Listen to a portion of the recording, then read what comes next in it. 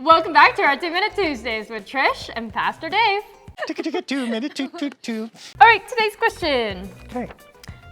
Ooh, this is going to be a fun one to hear what you're going to say. Well, your definition of fun is interesting. So That's maybe true. I should be nervous.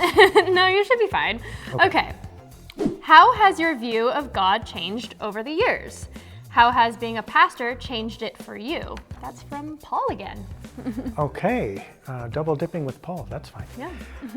So I would say this, that probably I grew up with many of the same assumptions that all of us in the United States anyway, absorb by osmosis, the God in the sky and something about judgment, blah, blah, and be good and have a good moral code and all that stuff.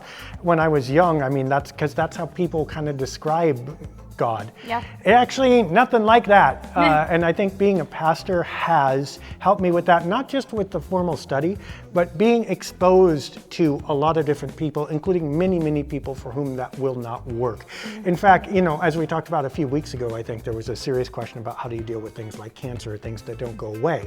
And you know what? You can talk all you want about your moral code and being good for Jesus, and your pancreatic cancer is still there. And as a pastor, you're not free to say, well, forget that person. Let's just concentrate on this. You really have to walk with them and accompany them. And so you realize that you need a new view of God because they need a new view of God, and together you discover that, right? Yeah. So I really think being exposed to a lot of different people, different generations, different situations, whatever, have given me a flexibility about God's omnipresent, about God really being everywhere in every situation, that has caused me to redefine some of the ways in which God works and some of the love in which God gives out of those narrow channels that we pick up from the culture and into a wide world that very much needs that kind of grace and love. Absolutely.